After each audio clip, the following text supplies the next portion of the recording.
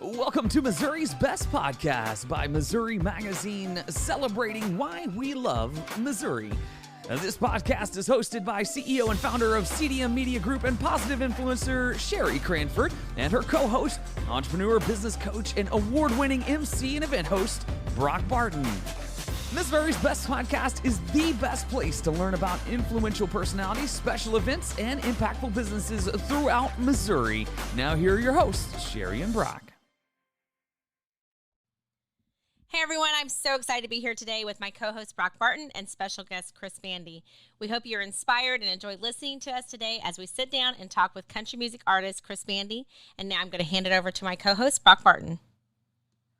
Hey guys, so excited to have everybody joining us to visit with Chris Bandi. Now, if you don't know Chris Bandi, he's an up-and-coming music artist living in Nashville. He's got quite the story, and for those of you who don't know, comes from Missouri himself, hails from St. Louis, in fact, and we're excited to get to have him on the show with us. Chris, welcome to the Sherry and Brock Show.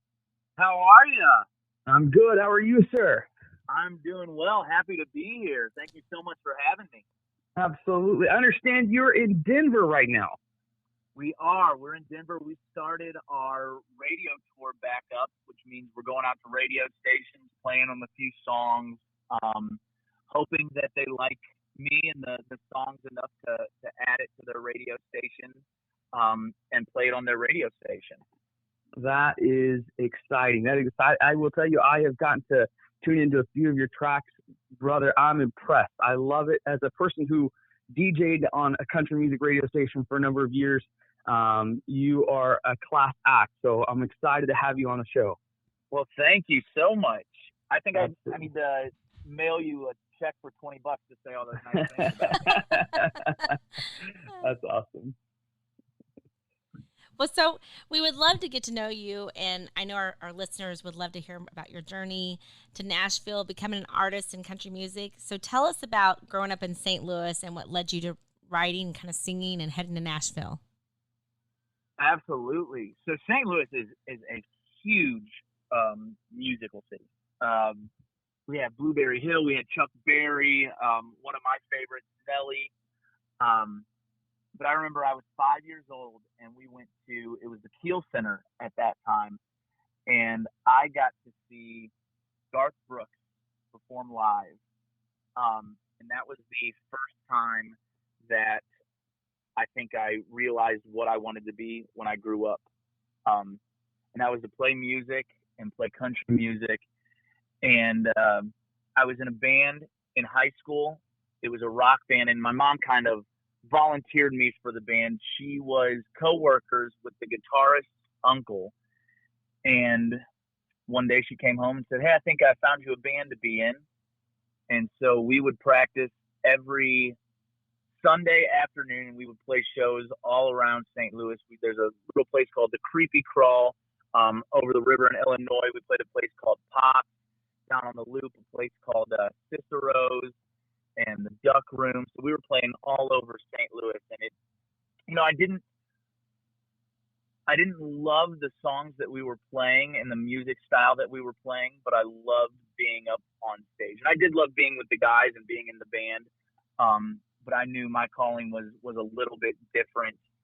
And when I graduated, we all kind of graduated around the same time, and the band broke up. And I moved to Mississippi to go to school, and I was fully entrenched with country music and playing country music. And I started playing at the bars around Oxford, Mississippi. And it's kind of fun because we played Monday through Saturday. They did not serve alcohol on Sunday, so we took Sundays off and started it all back over on Monday. And I found out that there was this magical town called Nashville where nobody really looked at you like you were crazy when you told them you wanted to write songs for a living and be a musician. So I moved there 6 days after graduation, and we've been hitting the ground running ever since. That's awesome. So have you been following Nelly on Dancing with the Stars? A bit. My girlfriend's been watching Dancing with the Stars, and I try to watch every time Nelly's on there. He's doing pretty well. He is doing good. He is. When you brought up Nelly, I've been watching him. He's one of my favorite singers from back in the day, and so that's pretty cool. And then Garth Brooks, and it's kind of neat how you got started and inspired by a lot of St. Louis artists. Absolutely. Yeah, we still play a little Nelly in our live sets as well. Awesome. That's You got to throw it back to the home team, right? Right? You do. Absolutely. Yes, that's awesome. I love that your first and the kind of the moment that it clicked for you, your light bulb moment in life happened at a Garth Brooks concert. That's actually that was my first concert I ever went to. It was Garth Brooks back when he was in his prime, Jonesboro, Arkansas. Super incredible experience. Oh yeah, I remember watching him run and jump off the stage, being attached to a harness and flying over the crowd. And I think it was that exact moment right there where I was like, hey, I don't think I can do a 9 to 5. I need to play music for a living. Yeah, that's incredible. And here we are, how many years later, we're making it happen. You're living your dream. Yes. I don't want to say how many years later it's been. Just a few. That's awesome. And I heard that while you were at Ole Miss, or actually right after Ole Miss, you went ahead and moved just a couple days after you graduated to Nashville. And literally the first few years in Nashville were a little challenging. I think you said you lived in a closet your first year or two in Nashville. Is that right?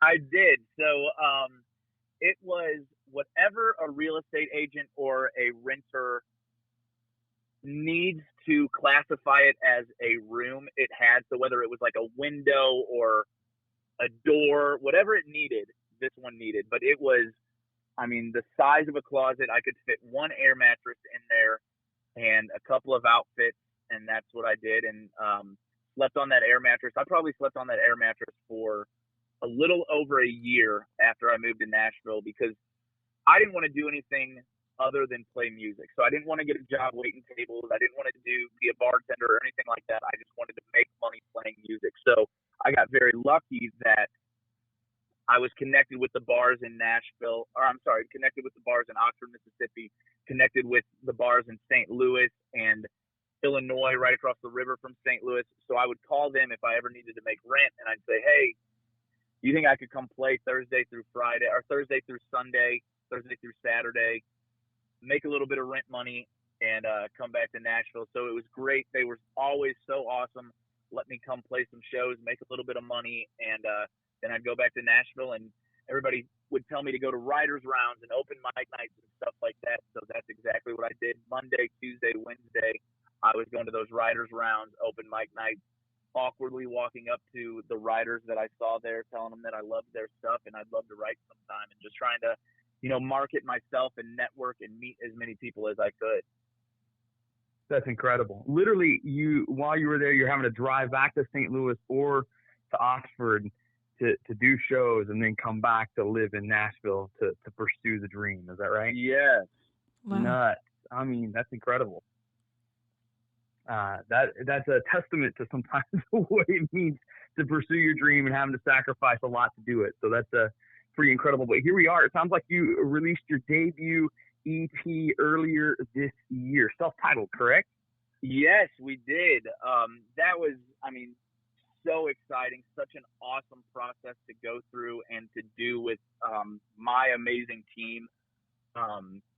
We were planning on releasing it a little bit later in the summer. I think we were thinking around August, September, but COVID hit. We were off the road, and we were doing all of those Facebook Lives and Instagram Lives and stuff, and we just kind of noticed how much people were logging in, because music is one of those things that no matter what's going on in your life, no matter if you're down, if you're happy, you can put on your favorite record, and for 30 minutes, 45 minutes, you don't have to worry about anything going on outside of you and that record. And it was just one of those things where I told my team, I think we bump up the release. Let's give everybody that's been, fans of ours and coming to shows for so long, let's give them something early, because we're in a pretty crappy spot right now. Nobody can leave their house. And I was so lucky that my team put in the extra work to make sure we crossed all our T's and dotted all our I's to get everything ready for the release. Wow. You actually pretty well led perfectly into my next question, which was, how has this year affected you and what you're doing? And I'm assuming you're probably not having a lot of concerts right now. Is that correct? We are not. Yeah, we were in.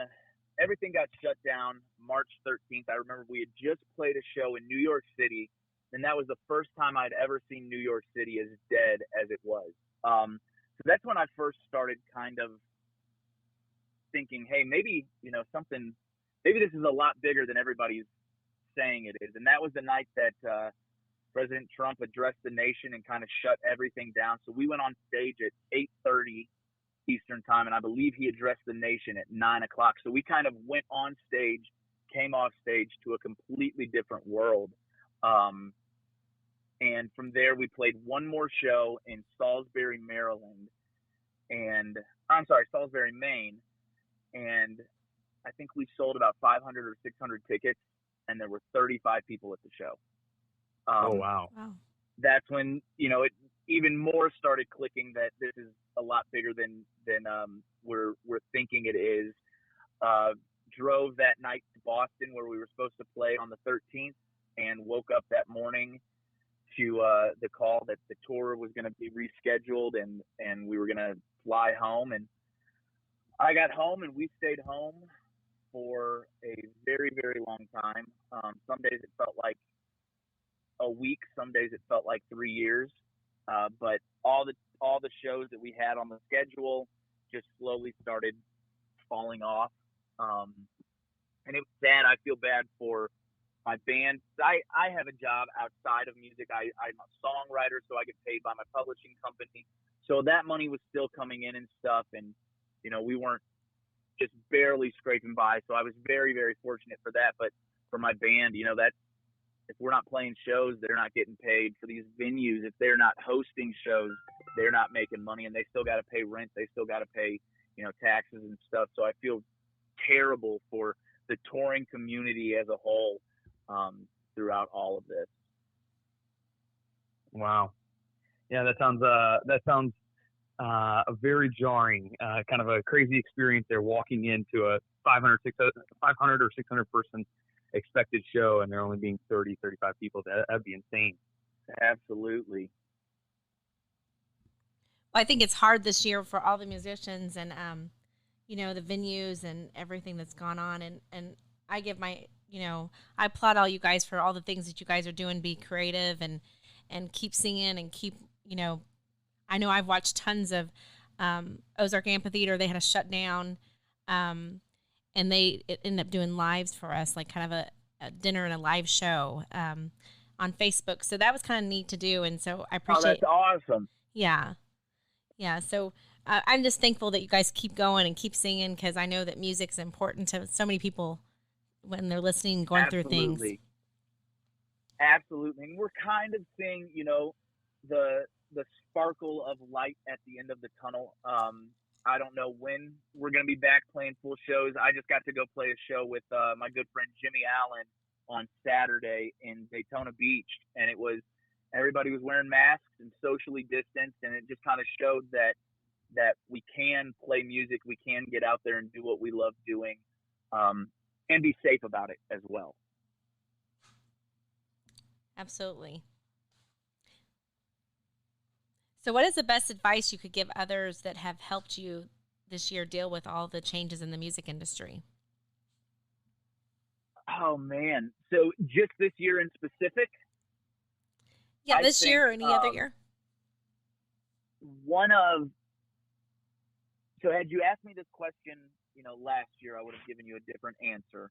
But I was joking with somebody the other day, and I said, I think my new advice for anybody trying to make it in music and be a musician is to not drop your debut single during a pandemic, when you can't go meet radio stations and you can't go tour on it and play on it. But I think the best advice that I ever got moving to town was kind of two things. One, to tell my truth. Write songs about what you know about. I moved, like I said, from St. Louis, so we weren't riding around in jacked up trucks going around bonfires every weekend. So that just wasn't my truth. But once I found, I found my truth and stuff that I wanted to say and who I wanted to be as an artist. And I talked about those types of things. That's when everything kind of started clicking. With Man Enough Now, one thing that I know very, very well is how to be really dumb when it comes to relationships. So I've got quite a few songs about that. And I'm sure I'm going to have quite a few more about that. But that was probably the biggest, greatest piece of advice that I got. And then another one was just don't compare yourself to anyone else. Music is one of those things that everyone has their own path to success, and everybody has their own versions of success as well. And if you're sitting there thinking, you know, A plus B equals C for this artist, I did A plus B, but it's not equal in C. How come that is? It's just going to drive you crazy. You need to find your own way. You need to do it your own way. And when you start comparing yourself to others, it's just going to send you in a world of disappointment. That is so true. Yeah, What I good think advice. I think that people, a lot of times we look, obviously we're looking for the recipe, right? The recipe for success. And I think a lot of people look for what other people are doing. And there are things that you could probably glean from that. But I think I'm hearing you say, and this is something I'm a big firm believer in, is like, do what's in your heart, do what you believe, and let that come forth more than anything else. And it will find its place in the world. Who is it? I think Steve Harvey says, man, your gift will make room for you in life. And so, do your gift, and the rest will come to pass in time. Absolutely. I love that. I always like to ask this question, Chris. It's kind of a unique one, but a lot of times, when you experience some fame and you kind of begin to be known, people have this perspective of who you are, and this is kind of your public image or whatever.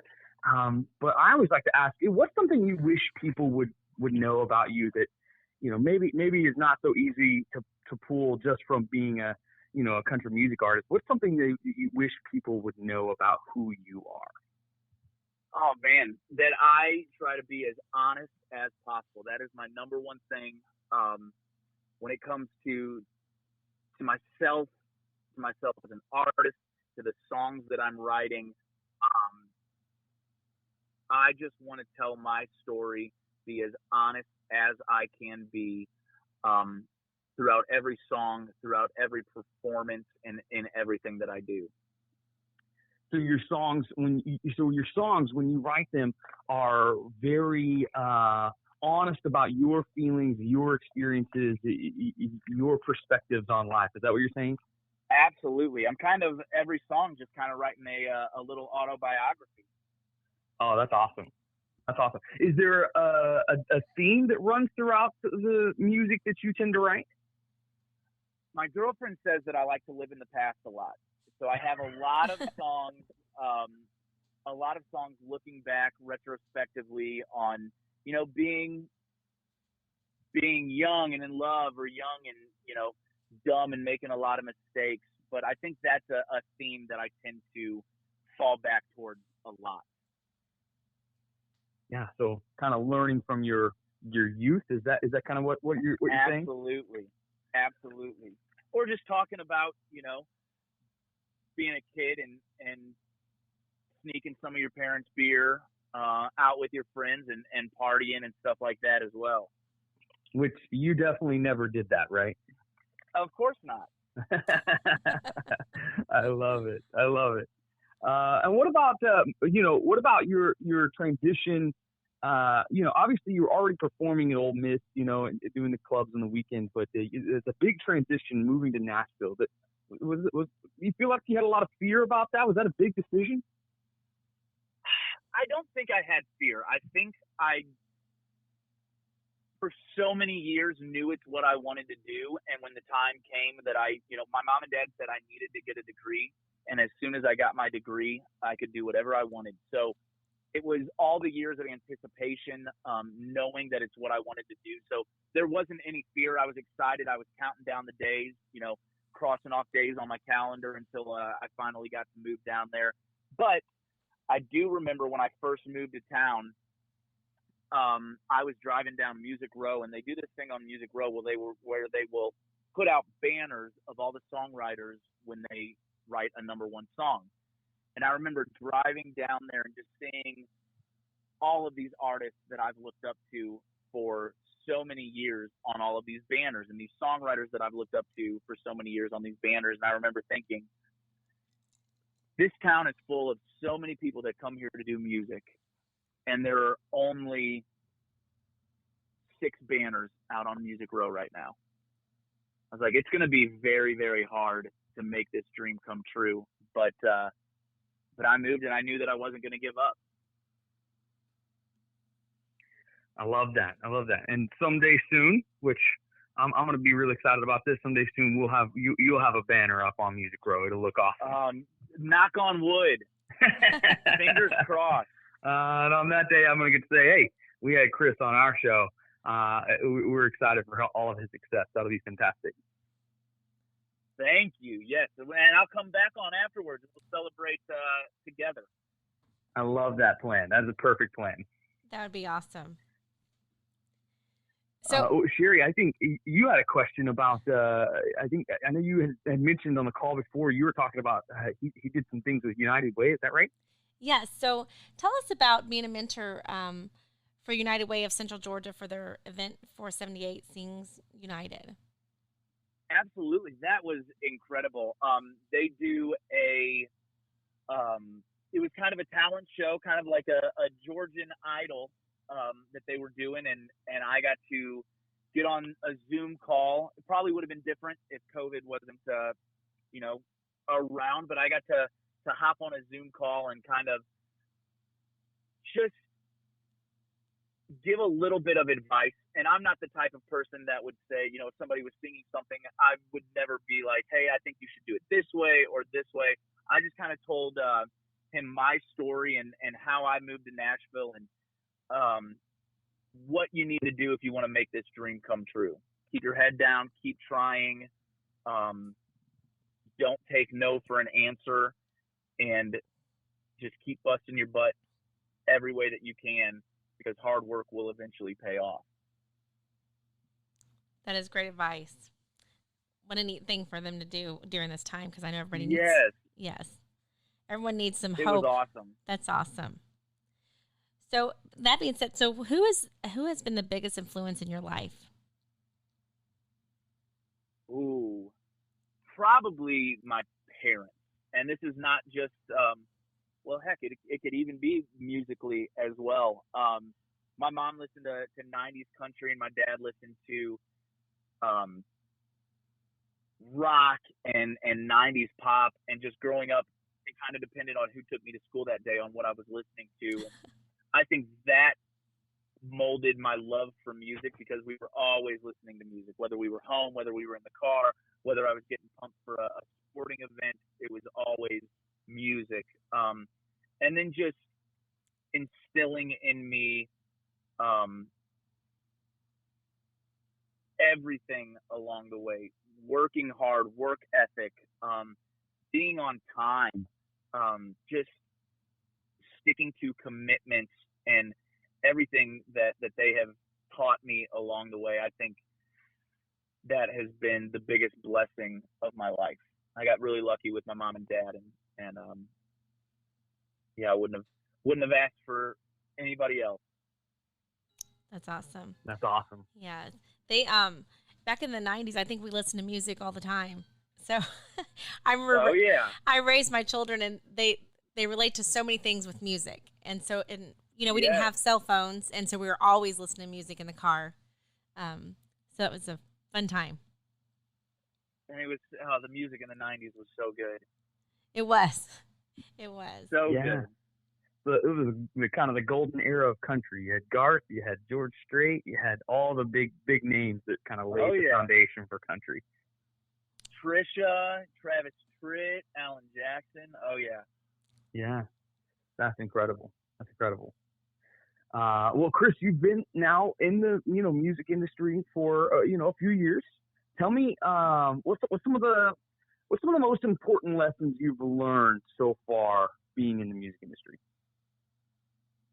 I would say, like I said earlier, do not compare yourself to anyone else. Somebody told me that Nashville is the music industry in a whole is the hardest industry for problem solvers or critical thinkers, because like I said earlier, A plus B might equal C for somebody, but that doesn't mean that it's going to equal C for you. And if you're sitting there trying to figure out, problem solve, and critically think your way into a record deal,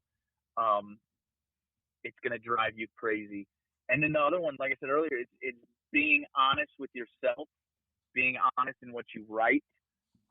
Everybody has a story to tell, and that's what separates you from everyone else, your own story. Yeah, I think that's so powerful what you're saying right there. Just encouraging people, like, don't try to figure out how to be successful. Just do what you do. Do what's natural to your gifts and your talents, and keep pushing into that, leaning into that, and the rest will follow. There's actually a book that I read that really inspired me to do that. It's a book called Big Magic. Just like put your gift in the world and trust the rest. Absolutely. It may take some time. You may have to sleep in a closet on an air mattress for a year or two, but you know what? It will work itself out in time. So I love that, Chris, man. I resonate really substantially with that. Yes, so what is it? Big Magic. I need to check that one out. Yeah, it's by the lady who wrote Live, Pray, Love, Okay. Live, Pray, Eat, or whatever the book was. She same girl. And that's what it's all about. Just like, hey, do your gift. It's what's authentic to you. Do that, and the rest will follow. Okay. I need to check that one out. I made a note of it in my phone. Awesome. So what's a moment that you're most proud of in your life, or one thing that you're most proud of in your life? This year we got to make our Grand Ole Opry debut. That's incredible. February, so it was before everything shut down. We had a full crowd. My parents came down. My girlfriend's family came down. My drummer, who grew up listening to the Opry every Saturday with his grandpa, his mom and dad got to come down. We definitely made it a family event, and it was something that I will never, ever forget. I hope we get to play many, many more times, but I will always remember my first time playing that stage. That is a legendary experience right there. People work their whole life to get to do that alone. Yes.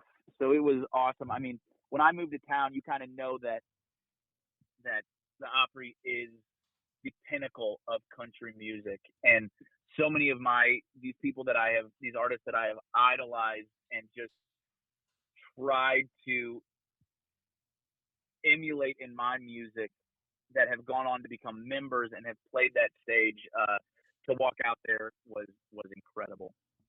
Wow. Congratulations, Chris. Thank you. Yes, congratulations. Yeah, that's awesome. Thank you. Yeah, that's a quite accomplishment to get to that point. So great job. And so thank you so much. You're welcome. So how has your life been different than what you would imagined? Or is it exactly how you imagined it to be? I think it's pretty close to how I have imagined it. I knew that I always wanted to play music.